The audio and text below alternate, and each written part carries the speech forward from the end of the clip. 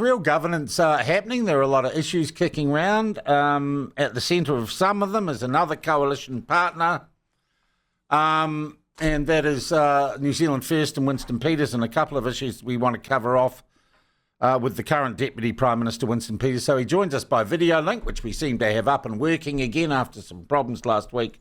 Mr. Peters, good morning to you. Thank you for joining us again. Good morning. Look, firstly, I just want to square this away, and I recognise, and some people don't, that the coalition is made up of an agreement between you and National, and then National have an agreement with ACT. You don't have an agreement with ACT, right? Correct. Right. So you don't really give a stuff about the Polkinghorne letter or whether or not David Seymour's been a silly boy. Look, as a barrister and solicitor, somebody understands the law and the boundaries and the margins. I do give a damn about it, but I'm not saying a thing. It's unhelpful. Yeah, very wise. Thank you very much. And also, look, just so we can square all that away, the Land Rover stunt on the front steps of Parliament, which is actually to raise attention for a very good cause. It was hardly a ram raid, was it?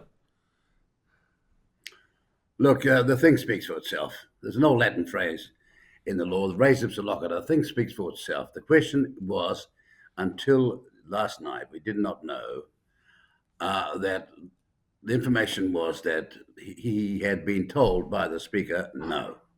Yeah. There it rests. You can work it out yourself. I'm not going to get involved in this. Yeah. But some things are so obvious that, they'll in time they'll work themselves out. And it'll also image whether or not the Labour Party opposition has got any talent in doing their job whatsoever. All right. Well, they seems the best thing they can do at the moment. I've been across the divide. I've been an opposition MP, and when you're out there and you've got somebody in your sights and there's blood all over the floor, potentially, you go for broke and you make sure that you get a thing called accountability.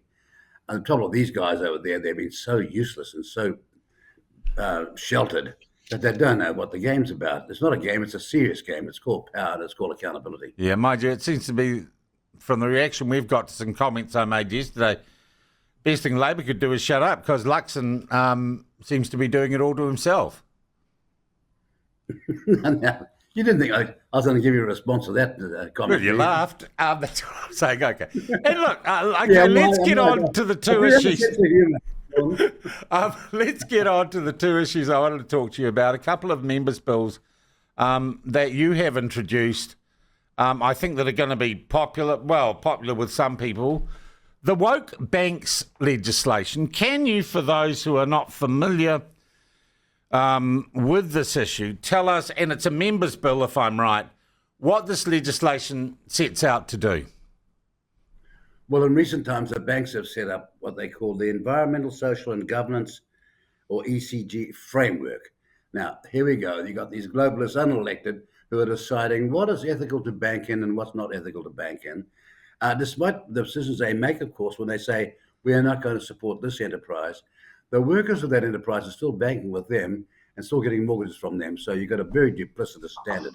And what we're saying in New Zealand First is, we are not going to give you the protection of banking. And don't forget, law and order protects banking in this country, and all the investigations we have. Yep. We're not going to give you these protections if you don't get out of your woke, unelected, unmandated, purer than thou decision making, and start treating the customer, the banking client, properly, and stop ripping them off, by the way, at the same time, because the profits they're making in New Zealand are far greater in a smaller market than they are in Australia and a larger market. Okay, and what would be the sanction for banks that breached the proposed legislation? They would be deregistered as banks?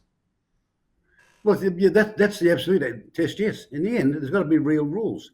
And the answer is, if you don't like it, then go somewhere else. But we're not going to have you operating here in the sanctuary of our country with all our protections if you do not understand that the decisions of that sort are made by accountable, responsible politicians. Right.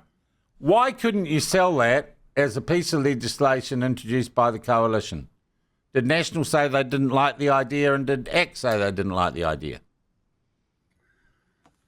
For the life of me, again, you got me in a very difficult situation here. We have these private conversations, But in the end, how shall I say, we take the very, very New Testament view that nobody and no party is beyond redemption. They may wake up one of these days very, very soon. Okay, but It's can like, I presume yes, from that, because I think a lot of New Zealanders would agree with this legislation, did you approach National and ACT and say, let's just do this, we've got the numbers in Parliament, we could fix this problem collectively together by introducing this legislation, but you haven't gone down that road. Presumably they both said no to you. well, the worst thing is, why would you have to go down that road? Some things are patently obvious and absurdly obvious. I can recall an era before my time when these men and women in Parliament, many men and women in Parliament, were practical. They'd been through the Great Depression, they'd been through a war, and they thought with great clarity. They didn't muck around. They were can-do people. When half our population, there they were building the greatest country Okay, in the but I world. come back. Can you No, answer no, the no, question? hang on. This is not supported by National or ACT. We got this new bunch of over-academic, over-trained, and never any practical experience people. And no, your answer to your question is, we shouldn't have had to go this path. We should have been supported by all the government. Yes, But you weren't. Okay. All right. Well, let's see where it John, goes. Yeah. well, you asked that question knowing the answer, didn't you? No, I didn't. Your I excuse, generally right? ask a question because I don't know. That's why I ask you. Really? Yeah, that's what a journalist does. It'd be stupid Such for an me to. I'd be wasting everyone's time, if I asked you questions that everyone knew the answer to, wouldn't I? Well, you know, and you're a trained barrister and you're in front of a court, you're asking questions you know the answer to. Yeah, that's you right. Don't ask questions you don't know the answer to. Yeah, well, I don't charge what a barrister does. I'm not on that sort of gravy train. All right, let's talk about another private member's bill you've introduced, and I'm just going to declare I've covered this issue for many, many years. What on earth are you doing with this cooker fluoride bill? Oh, I love that. Cooker fluoride bill. So here we are, decade after decade in all my life, where fluoride was a decision taken by the local people in referendum. And then here comes this despot dictator in terms of a government in 2021 decides no more referendum, no more ask the people of Tauranga or Whangarei or anybody else. We'll just ram it down your throats whether you like it or not. And all we're saying is, we're not getting into the argument whether fluoride's good or bad. We're just saying that decision should be made by the people who pay our wages, the ratepayers of these local government. Okay, so you say philosophically it's an argument for decentralisation and greater local democracy. Why don't we let local bodies decide what side of the road we drive on? Why don't we let local bodies decide what speed limits are or what food regulations are? Come on, let's go the whole hog. Oh, marvellous analogy until you work out, if you've got any common sense, that the moment you leave your region, the same road's going to take you to the other one, and therefore you can't have such stupid decisions. Okay, we have had fluoridated water around in civilised countries around the world. It is not, and it's a national strategy. Look at your teeth, Mr. Peters. They're lovely. Did you grow up with fluoride or have fluoride toothpaste when you were a kid?